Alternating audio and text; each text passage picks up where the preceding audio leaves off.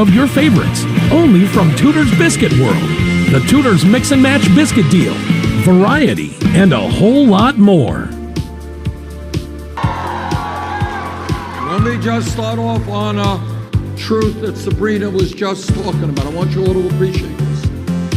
Historically, for a very long time in the United States and all over the world, people have been living longer hours. People have been living longer lives. Their life expectancy is going up. And yet what Sabrina was saying is that in McDowell County and in many parts of America now, we are actually seeing a decrease in life expectancy. You all know that? A decrease. And the reason for that is that millions of Americans now are living in despair. They have no work, or the income they are living with is so low that they're turning to drugs, they're turning to alcohol, and the suicide rate in this country is going up. And that is a question. Why? What goes on? How does it happen that in the wealthiest country in America, we have a life expectancy gap between McDowell County and Fairfax County, Virginia, of 18 years. 18 years for men. All right? 18 years. The gap is lower. I think it's 13 for women, but 18 years for men. So if you are born into a wealthy community, if you do not have the stress of living with poverty, if you got the health care that you need, if you are in a wealthy community, you can live 18 years longer than if you are in a poor community like that in McDowell County. In other words, poverty is a death sentence. Now, when people talk about poverty, often they say, well, it's too bad somebody is poor, they can't buy a big flat screen TV, their car is old, they can't go to a fancy restaurant. That is not what we're talking about. What poverty means is the stress of trying to determine how you're going to feed your family and your kids that week.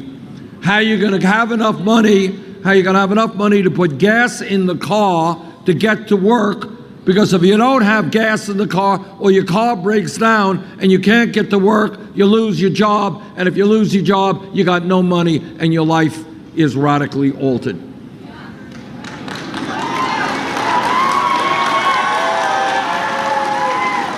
Poverty is getting sick and not having the money to go to the doctor, or not having the money to pay for the deductible or the co-payment that you need. Poverty is having children who will never for one moment think that they will ever get to college because their families are so poor. So as a nation, we have got to recognize that we have one of the highest rates of childhood poverty of any major country on earth. About 22% of our kids are living in poverty. We have 47 million Americans living in poverty. And if elected President of the United States, this is an issue we will deal with.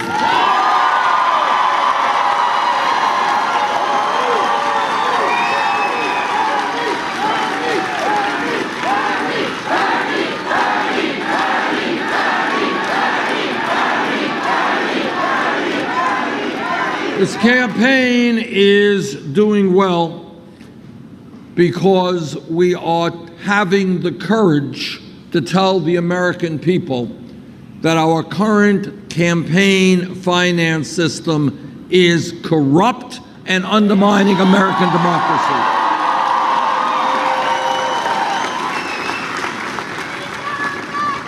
I saw a sign up from a veteran who fought in Iraq, and we thank all of our veterans for their service.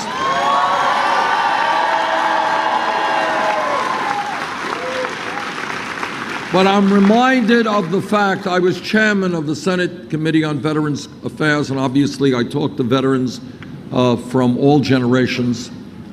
And what veterans have done and what the men and women in our armed forces today are doing are putting their lives on the line to defend our way of life and our democracy. And yet, as a result of this disastrous Citizens United campaign finance decision of the Supreme Court, our democracy now is being undermined with billionaires buying elections. Now, democracy is not a complicated idea. It means you got to vote, and you got to vote, and you got to vote. That's what it means. It does not mean that you can spend hundreds of millions of dollars to elect candidates who represent the wealthy and the powerful.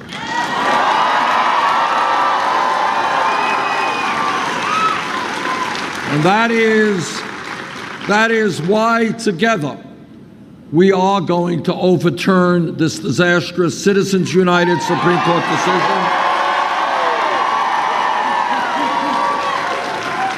And why together we are going to move toward public funding of elections.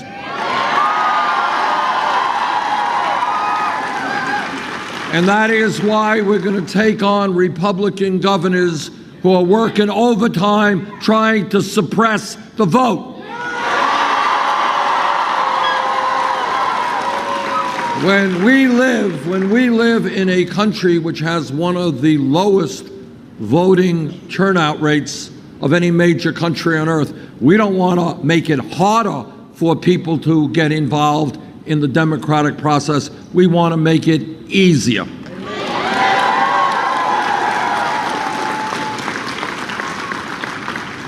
This campaign is not just taking on and ending a corrupt campaign finance system and opening up our democracy to all people. It is about ending a rigged economy.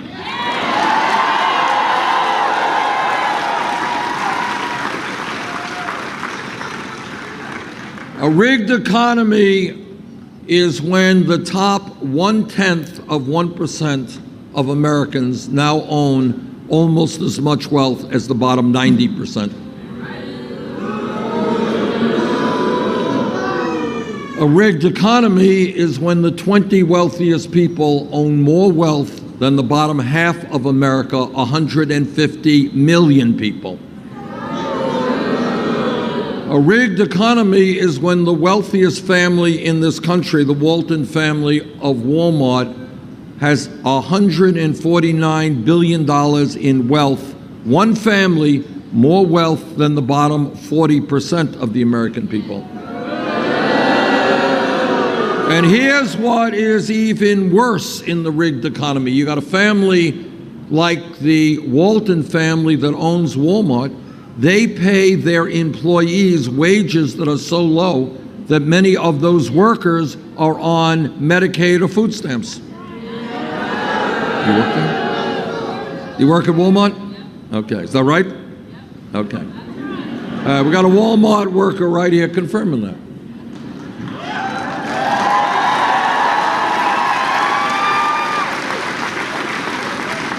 So I want you to think about it. And who is paying for the food stamps and the Medicaid of what you are? So what a rigged economy is about is working families who are struggling to keep their heads above water economically, paying more taxes because the wealthiest family in this country is not paying their workers a living wage. You know, I hear Republican senators and governors talk about the need for welfare reform. They think people are ripping off the welfare system. Well, I'll tell you, the major welfare recipient in this country, to the tune of billions of dollars, is the Walton family, because we are subsidizing the wages their workers are getting because the wealthiest family in this country is not paying them adequate wages. So I say to the Walton family, get off of welfare, pay your workers a living wage.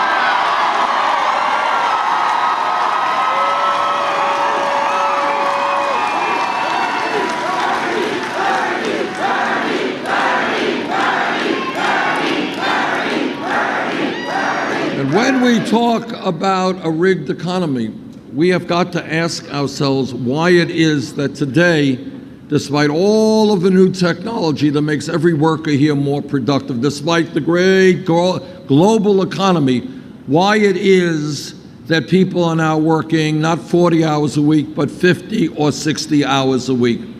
All right, why is it that in many homes around America, mom's working full-time, dad's working full-time, the kids are working full-time? In fact, as a nation, our people today work the longest hours of any people in the industrialized world. The Japanese are hard workers. We work longer hours than they do.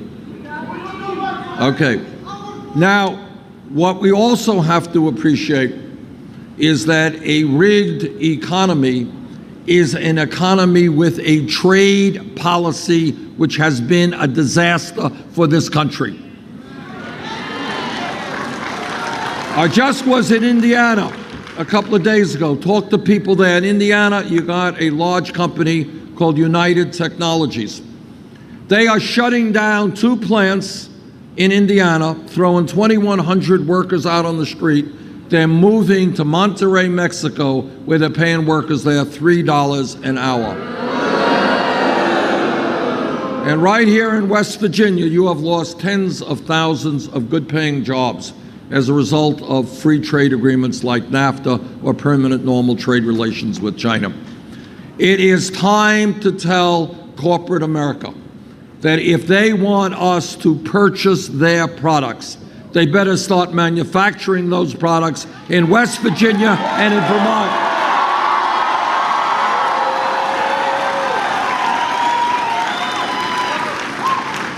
I am sick and tired of corporate greed. Greed which allows companies to give compensation packages or severance packages of $150, $170 million to a CEO, but that they don't have enough money to stay in this country and they got to move abroad.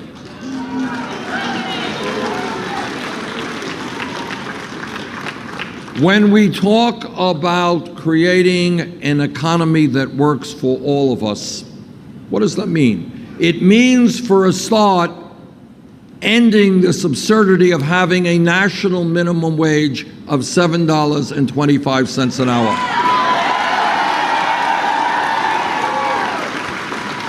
We're going to raise the minimum wage to a living wage because anyone in this country who works 40 hours a week should not live in poverty.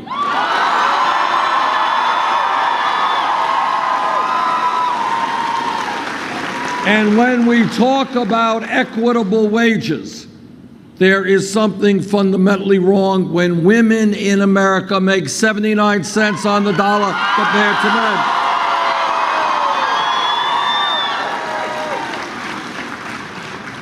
Women want the whole damn dollar and they're entitled to that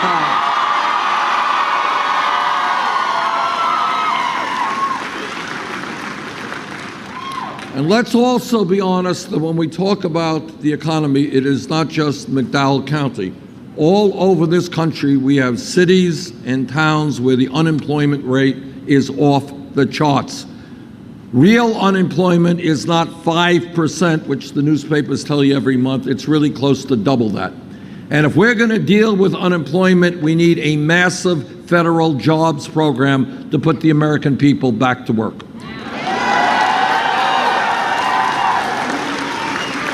Now, I was in Flint, Michigan a couple of months ago and met with the parents there of children who are being poisoned by lead in the water that they have drunk.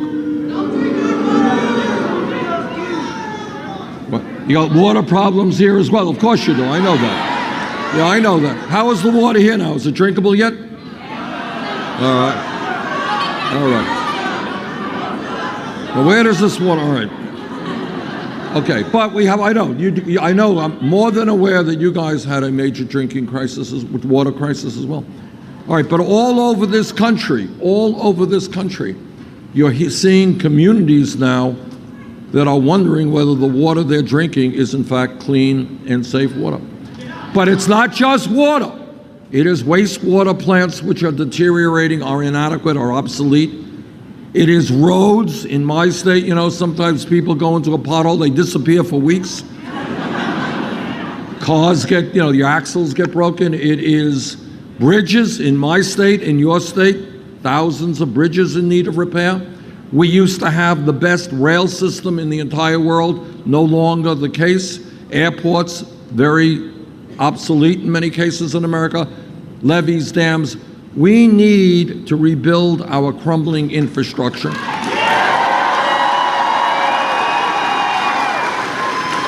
And I gather that here in West Virginia, you need some work on your roads as well. Is that right? When we do those things, when we invest $1 trillion in rebuilding our infrastructure, we do two things. Number one, we make America more productive, so you don't have to wait online at some, traffic congestion or lose your right tire when you go over a pothole. Number two, when we do that, we put 13 million Americans to work in good-paying jobs.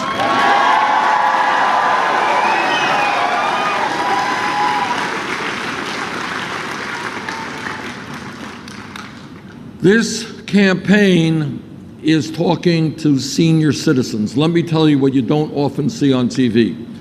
Here in West Virginia and Vermont and all over this country, there are millions of seniors and disabled veterans and people with disabilities trying to make it and get by on $10,000, $11,000, $12,000 a year Social Security.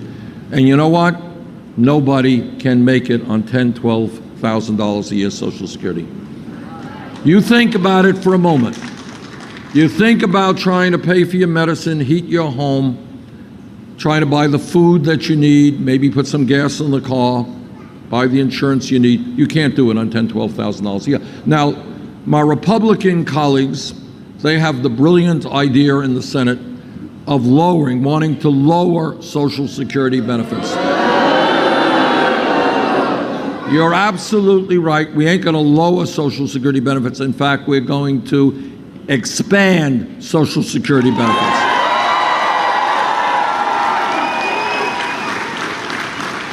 I think all of you know that a great nation is judged not by how many billionaires it has or how many nuclear weapons it has. It is judged by how we treat the weakest and most vulnerable amongst us. And the truth is that if we use that criteria in terms of our seniors and in terms of our children, we are not today doing very well. And I want to see us change that.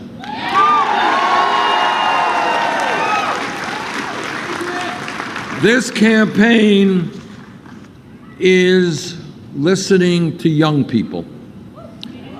And young people are telling us two things. Number one, they are asking, how does it happen that for the first time in the modern history of the United States of America, their generation may have a lower standard of living than their parents? You got that? Okay. My father came to this country at the age of 17 with no money. He never made any money. We never had any money. But he and my mom worked hard, and their dream, which is the American dream of millions of families, the American dream is parents work hard so their kids do better. That's it.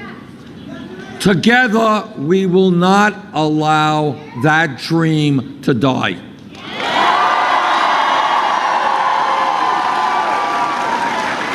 We will not allow our kids and our grandchildren to have a lower standard of living than their parents.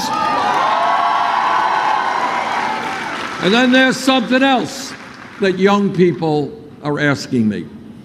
And they're saying, our parents and our teachers and our community say, do the right thing. And what the right thing is, get all education, is inherently a good thing, being human. All right, we all want to be learning until the day we die. That's what being a human being is about. But second of all, we live in a very competitive global economy. And if we are going to compete effectively, we need the best educated workforce in the world. So young people understand that, and they go out and they get the best education they can. But then what happens is they find themselves $30,000, $50,000, $70,000 in debt. Anybody here having student debt? Okay. And young people are asking, why is it that when we did the right thing for ourselves, for our communities, and for the country, because we need a well-educated workforce, why are we being punished for decades of debt?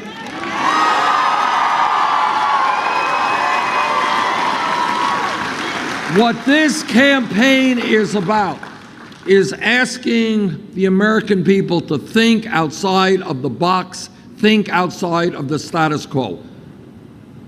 Obviously, there is no debate that education is important and we need our people to be educated. Everybody agrees with that. Why are we punishing millions of people for doing the right thing and getting an education?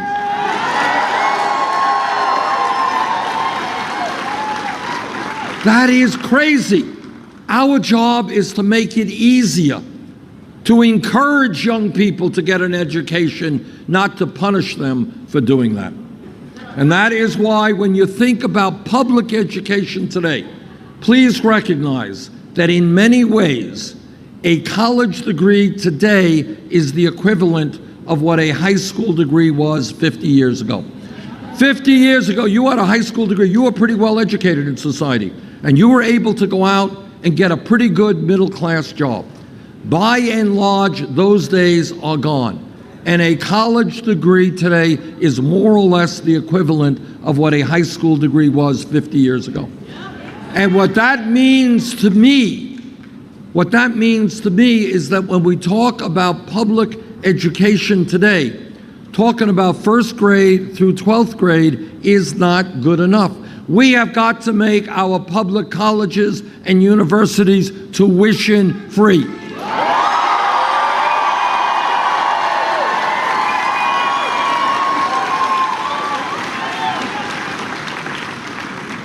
Does anybody here think about that for a moment? Does anybody here really think that that is a radical idea? It really isn't. It is an absolute common sense idea for a competitive economy and an educational world where technology has changed what we do. Now, it is also an idea, by the way, that Germany and Scandinavian countries have long embraced. They understand that investing in their young people is investing in the future of their countries, and they are absolutely right.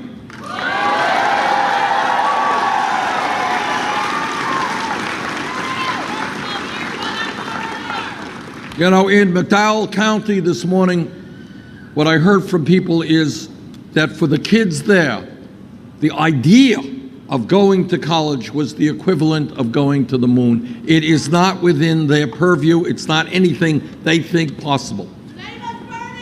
Well, but when we make public colleges and universities tuition free, and when every mother and father and teacher and kid knows that, you know what that does? That says to the children, if I study hard, if I do well in school, regardless of the income of my family, I will be able to get a college education.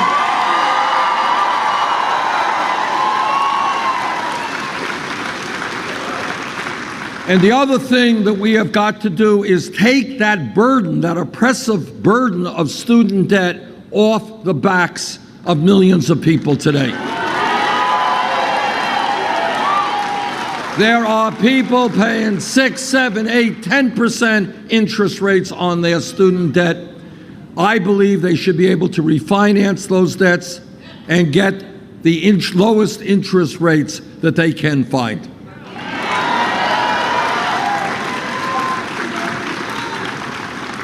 Now, this is thinking outside of the box.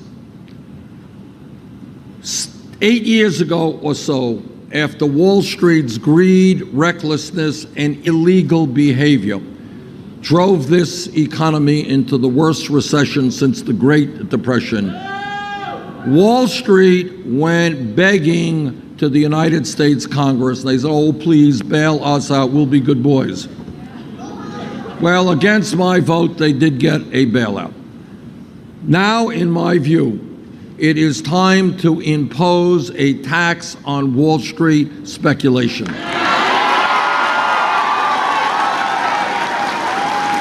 This is not a radical idea, and it is an important idea for a number of reasons. But among other things, that one tax on Wall Street speculation would bring in more than enough money to make public colleges and universities tuition-free and substantially lower student debt.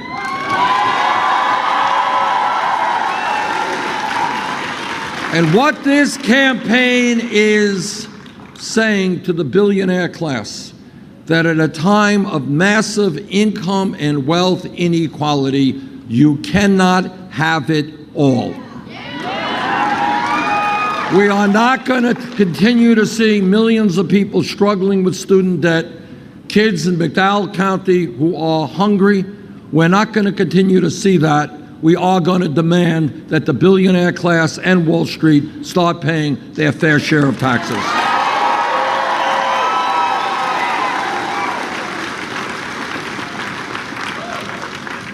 This campaign is asking the American people to think about one very important point, and that is we are the only major country on earth that does not guarantee health care to all people as a right. United Kingdom, health care for all. Germany, France, health care for all. Holland, health care for all. Scandinavia, health care for all. I live in Burlington, Vermont, 50 miles from the Canadian border. They've had health care for all for many, many decades. All right. Today, we have made progress as a result of the Affordable Care Act. That has made some real progress in this country. But it has not done enough. We have today 29 million Americans with zero health insurance. We have many of you who are underinsured with high deductibles and copayments. Am I right? And what that means is that even if you have health insurance and you get sick and you have a high deductible or copayment, you know what happens? You're not going to go to the doctor. Is that right? All right. So you got health insurance, may kick in if you get hit by a truck, but when you need it, it often does not work because you can't afford the deductible or the copayment. And then on top of all of that, every person in this room and every American is being ripped off unconscionably by the greed of the drug companies.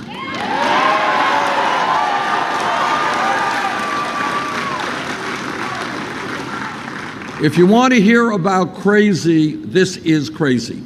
1 out of 5 Americans who gets a prescription from a doctor cannot afford to fill that prescription.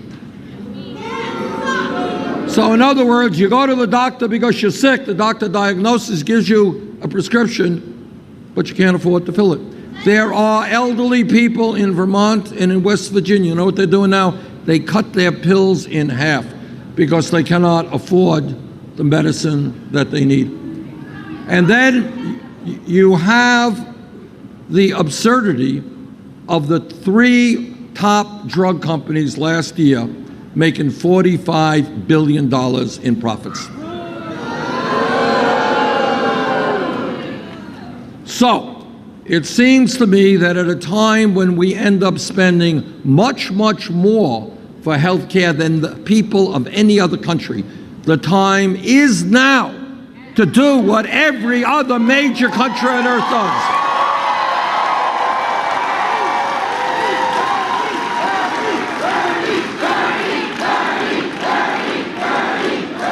I have been attacked for saying this throughout the campaign, so let me say it again.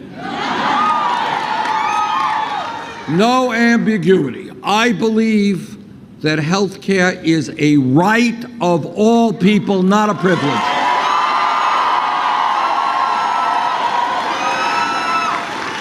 And I believe we should go forward and pass a Medicare for all single-payer program.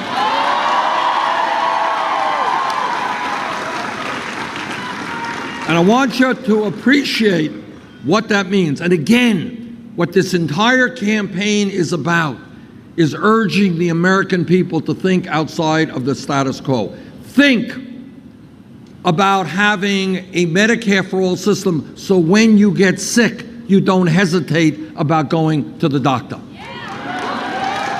Think that if you, God forbid, end up in a hospital and run up a huge bill, you don't go bankrupt because that is covered by the healthcare system. And think, and again, these are not radical ideas. These are ideas that exist in almost every major country. Now, think about this one. There are millions of Americans who stay on the jobs they are on, not because they like the jobs, but because they have good health insurance programs. All right? I remember there was a guy who re-enlisted in the military. He was rather old, and they said, well, it's kind of strange, you're 55 or something. Why are you re-enlisting? And he said, well, my wife has breast cancer. That's the only way I could get her the health insurance she needs.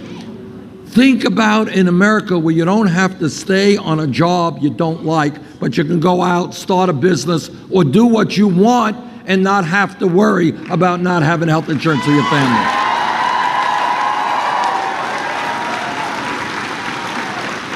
Think about small or medium-sized businesses that don't have to spend half their lives figuring about how they're going to get health insurance for their employees, because everybody has health insurance. And I want to touch on another issue now that this campaign has talked about a whole lot, and that is a broken criminal justice system. What does that mean? It means that we have more people in jail than any other country on earth. Think about it. Wealthiest country on earth, yet we have more people, 2.2 million people in jail. We're spending $80 billion a year at the local, state, federal level locking people up. Now, why is that? What's going on there? Well, for a start, in communities all over this country, what you have are horrendously high levels of youth unemployment. I think that instead of investing in jails and incarceration, it might make more sense to invest in jobs and education for our young people. You know, when young people have nothing to do, they have no future, bad things happen. And we can do better for them than that. And the other thing we have to do is look at local police departments around this country. In my view, and I've worked with police officers for decades. I was mayor of the city of Burlington, Vermont. The vast majority of police officers are honest and hardworking and doing very difficult jobs. But if a police officer breaks the law, you know what? Like any other public official, that officer must be held accountable. We have got to demilitarize our local police departments. We have got to make police departments reflect the diversity of the communities they serve. We have got to do away with corporate ownership of prisons and detention centers. People should not be making a profit by imprisoning fellow Americans. We have got to understand that as a nation, lethal force used by police departments should be the last response, not the first response.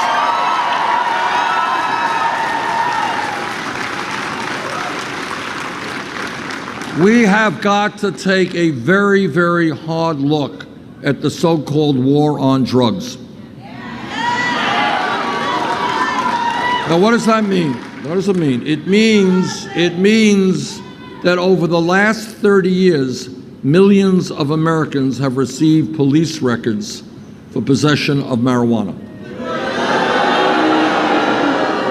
Now, scientists and everybody else argues the pluses and minuses of marijuana. We have 4 states and D.C. have legalized marijuana. People disagree with that. All right. But right now, under the Federal Controlled Substance Act, marijuana is listed as a Schedule I drug right next to heroin. That is crazy. And that is why I have introduced legislation to take marijuana out of the Federal Controlled Substance Act.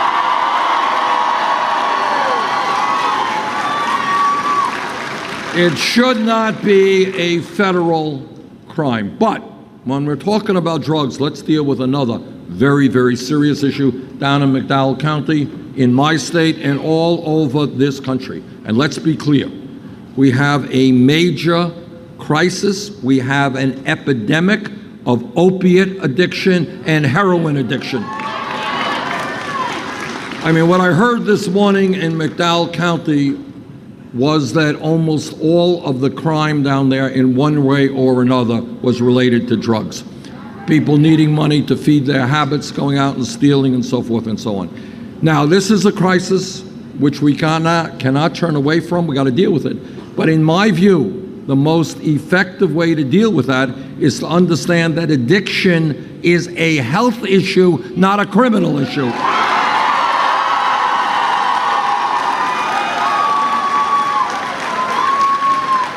And that means,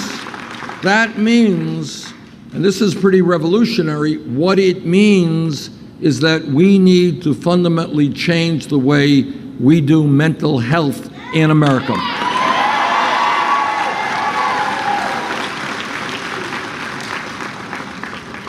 Right now, we have, as I said, an epidemic of addiction, plus the fact that we have in America many thousands of people who today are walking the streets of cities and towns all across this country who are suicidal and or homicidal. That is a fact. And what we need to do is to make sure that there is treatment available for those people when they need it, not 6 months from now.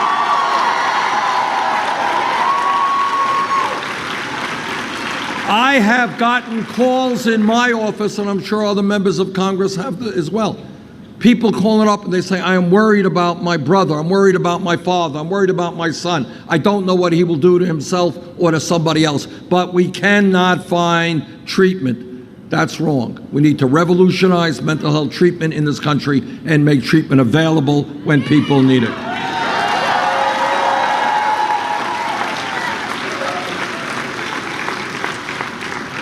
This campaign is listening to people whose voices are not often heard. We are listening to our brothers and sisters in the African American community.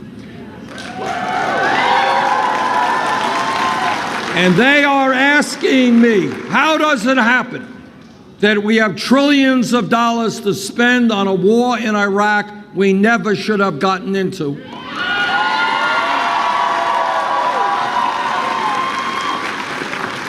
But somehow we do not have the funds necessary to reinvest in America's inner cities. Why do we have in inner cities 30, 40, 50% unemployment, housing that is unaffordable, schools that are crumbling? We are going to change the priorities of this country, and we're going to invest in those communities.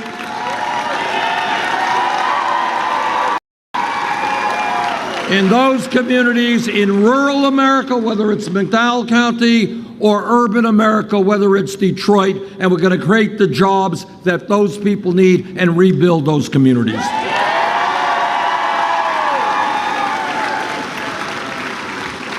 This campaign is listening to our brothers and sisters in the Latino community. There are 11 million undocumented workers, 11 million undocumented people in this country, and some of those workers are being exploited today because when you're undocumented, you have no legal rights. In my view, we need comprehensive immigration reform and a path toward citizenship.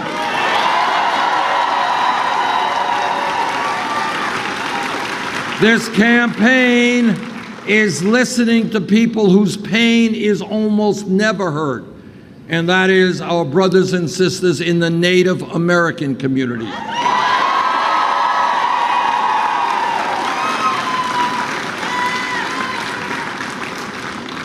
All of you know that before we became a country, when the first settlers came here, Native American people were lied to, they were cheated, and the treaties they negotiated were broken. And all of you know that we owe the Native American people a debt of gratitude that we can never repay.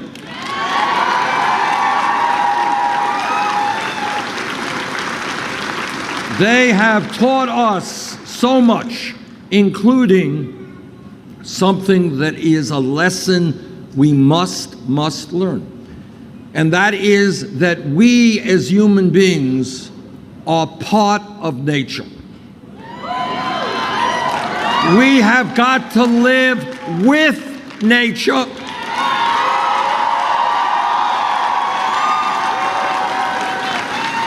And if we continue to destroy nature, we are destroying the human species.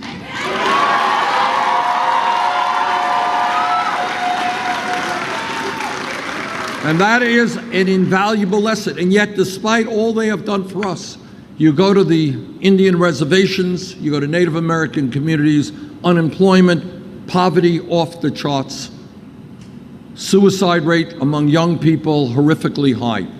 If elected president, we will change our relationship to the Native American people.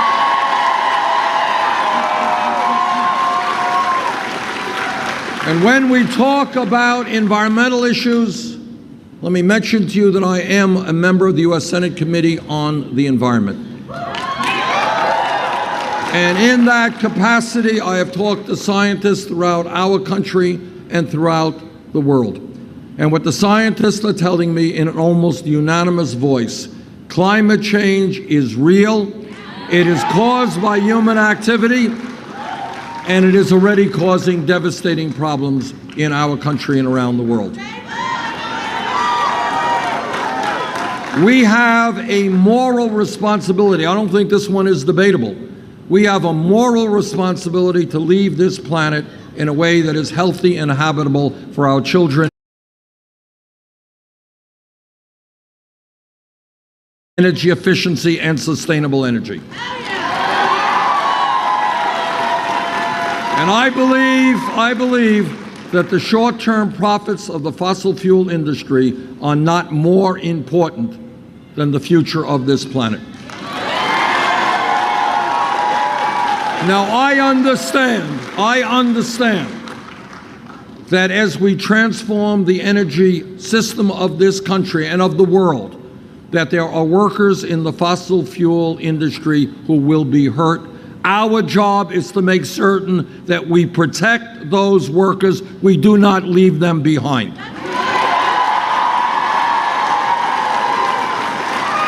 And that is why I have introduced legislation which puts $41 billion into helping those workers and those communities get their feet back on the ground.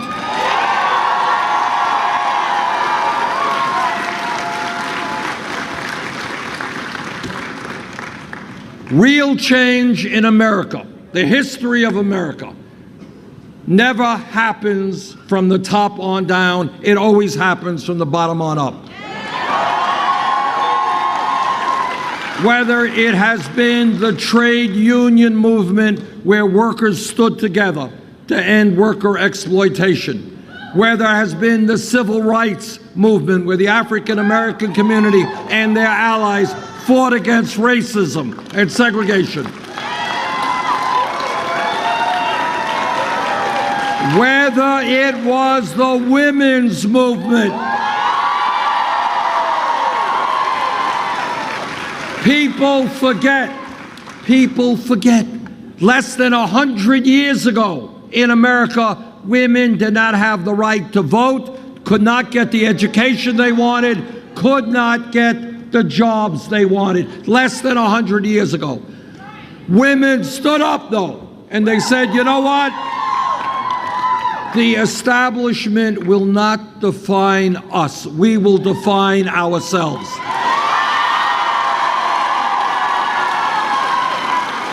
And they made it loud and clear that they did not agree that their function in life was to simply stay home and have babies. They wanted more. Women stood up with their male allies. They said loud and clear, women will not be second-class citizens in this country.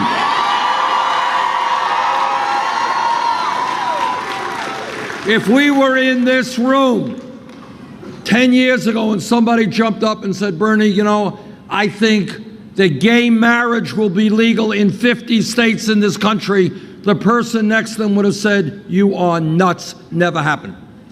But what happened is the gay community and their straight allies said loudly that in this country people should have the right to love whoever they wanted, regardless of their gender.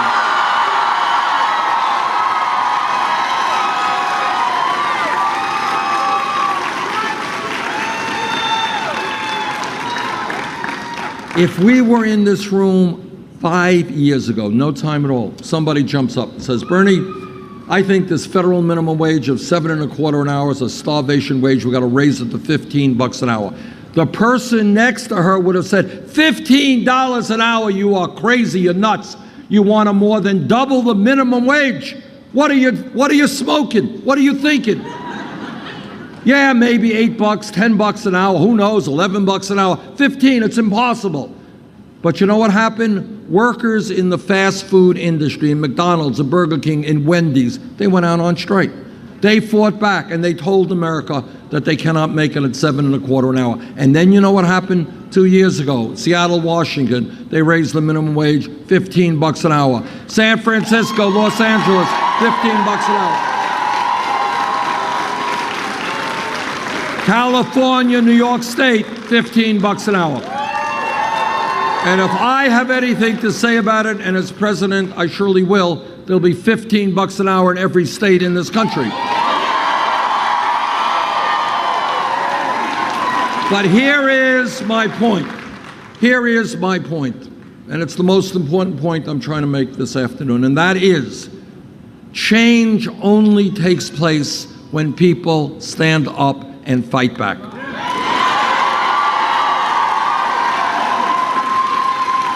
What seemed impossible 100 years ago for women today, is commonplace. When people stand up, they can change the reality that we live under.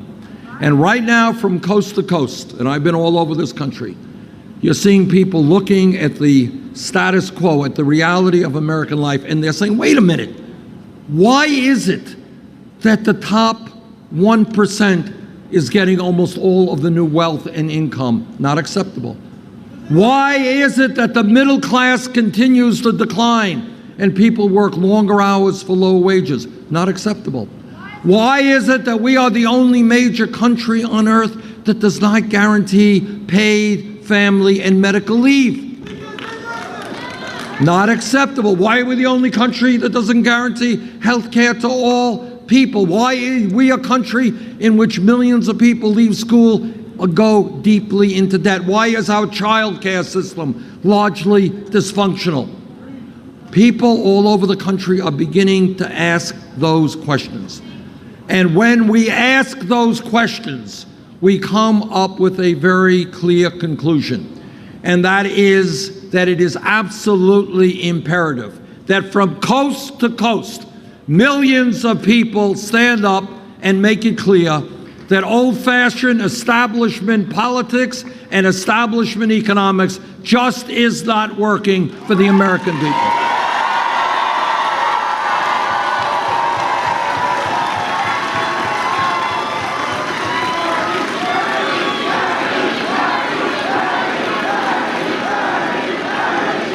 Let me repeat what I have said from day one in this campaign, and that is no president, not Bernie Sanders or anyone else, can do it alone. The only way we transform this country, the only way we take on the billionaire class and Wall Street and corporate America and the corporate media, the only way we do that is when millions of people stand up, fight back, and create a government that works for all of us, not just the 1%.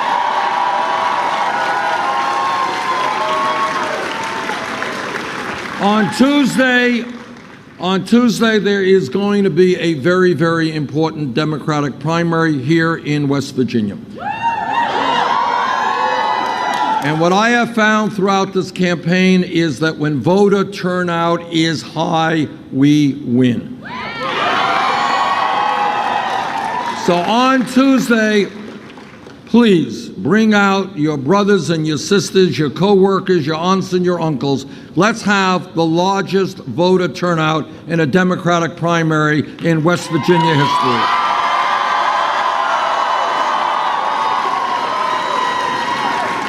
And let us have West Virginia follow 18 other states and proclaim we're going forward with a political revolution.